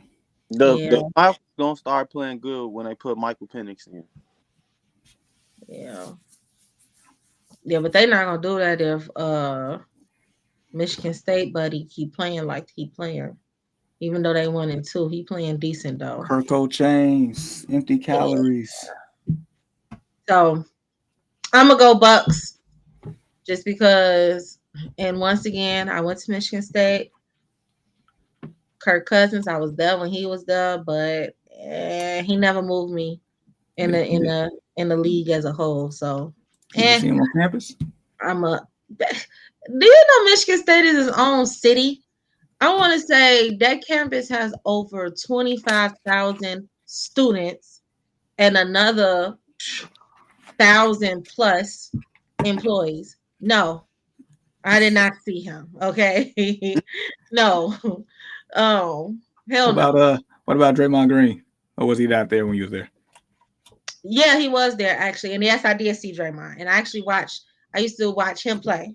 Go to those games. I never really went to the football games, but I would go to the basketball games. So yeah, he was there when I was there. But anywho, and once again, he does not move me like that in the NBA. I don't know. I'm not a Draymond person, but fair enough. Those are our predictions. Thank you guys. This was a fun show. Glad I woke up because I was this close. You know, when you wake up and you decide, like, should I call in sick or not? Oh, hey, Tiana. So I got a question. Mm-hmm. When you out of town, right, and Mm-hmm. you tune into the show? I do. All right, cool. Can you get the Carmen Sandiego like logo? Oh my God. We need the theme music too. Because I will be tuning in next week from Carousel. I will be laying on the beach and I will have my phone and I will be listening. So hey, we can use that for Cancun images. We just gonna, Hey. All right. I'm gonna send y'all some images of this clear, beautiful water. I will be dipping my toes in. So I am excited. Brandon should be back. Once again, praying for him and his family through these times. Excited to hear him back on the show. Where he take his rightful spot as the host. Like I said, this was a great show. It was really fun. Thank you again for having me. Yeah, final thoughts and shout outs. I guess I jumped right into mine. But Jamar. Oh man. Part of me was trying to figure out if I wanted to for us to have the Derrick Rose segment or save it for the final thoughts. Just once again, I forgot that both of you all are alumni of Simeon, and the fact that you all got to see him play, that's remarkable in itself. Derrick Rose playing was one of one out there. I understand that him and Westbrook came out the same year, and they both transcended the point guard position as far as that athleticism, explosiveness, and just things that we never thought we would see out of a point guard in the NBA. But nevertheless, Derrick was different. I still have images in my head from watching the games of how clutch he was, how sensational he was, how much excitement he brought back to this area. I know I mentioned it before, but I'll just say it again. You just had to been here. You just had to been a part of it. And yeah, it was short lived, and we hate that happened. But I mean, that's the best thing we've really had in this lackluster sports town competition here for the last 30 years. So he definitely was on the bright side of that.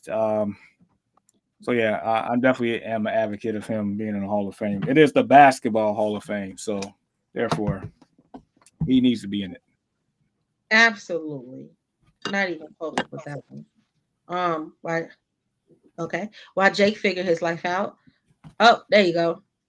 Jake, final thoughts and shout outs. Um, Shout out to everybody who always tune in. You know, It was great participation today. It was love, good. love all the love that and feedback that we get. Shout out to UT. Always chiming in or just you know showing your wonderful face. Um, and yeah, man. Shout out to Derrick Rose. By trusting. Shout out to Derrick Rose. What you did for Chicago, man. What you mean to Chicago. No question. First ballot Hall of Fame, man. Like, I don't think nobody should question that at all. But thank you. Thank you for being amazing like this. Thank you, man. Thank you. Absolutely. Even though I started, I'll finish off my final thoughts. Thank you to Brandon. Thank you to Ian. Thank you to Victor. Thank you to everybody else who, was commenting, collaborating, engaging in the podcast today. Everybody that participates make the show great, and it's just a fun place to be. Thank you guys again for having me. It's always a blast. I'm glad to be taking a break next week. And I'm excited to hear the show next week and just to see how these WNBA playoffs go, how the games go tomorrow. We did not talk about it, but the NBA preseason starts this week, October 4th. That is my sport, the NBA. Okay. I'm excited. We still having blockbuster trades and deals happen, as we know it with Cat last night. So who y'all think won the trade? Man. Even. Good or bad? Even. Y'all was gonna say that because they gave up Julius Randle and who's that? DiVincenzo. Yep. Yeah, he was a big part of what helped definitely DiVincenzo because he was on my fantasy and he was snapping at the end of the season last year. And so he was definitely a main piece on why the Knicks went as far as they did outside of Brunson. So it'd be interesting to see because they definitely gave up key pieces for him. And as we know, Cat is a key piece, in Minnesota. But I honestly, now I think about it, I say 40-60. I would probably give Minnesota the slight edge on the win. Simply because I think that it made them faster. That Anthony still be at a very similar level without Cat, as in like the Knicks left, like gave away key pieces that helped them, get to the playoffs and win the first round last year. So I'll probably go get a slight edge to Minnesota on that one. It's like Karl Anthony Towns and Jimmy Butler said it best on his way out of town. Like, this man has so much talent. He is it's ridiculous. Mm-hmm. But this man's mental. Like, I don't know what this guy be doing half the time.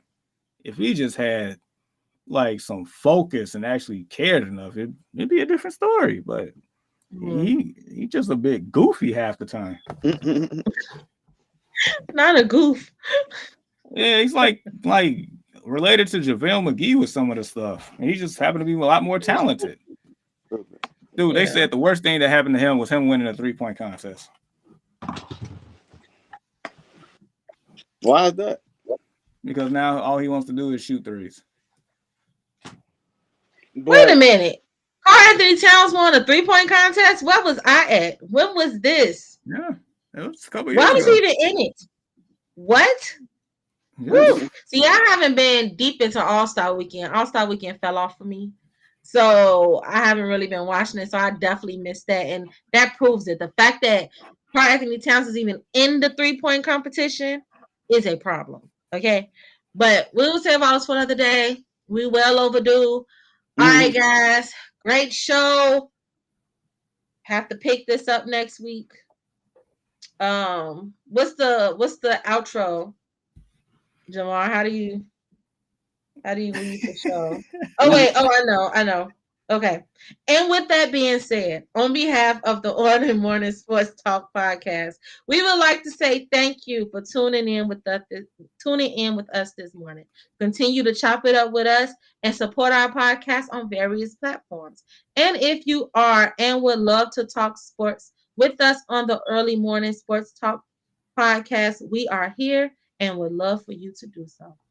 Your love and support is truly appreciated. And we hope you all have a blessed and safe weekend.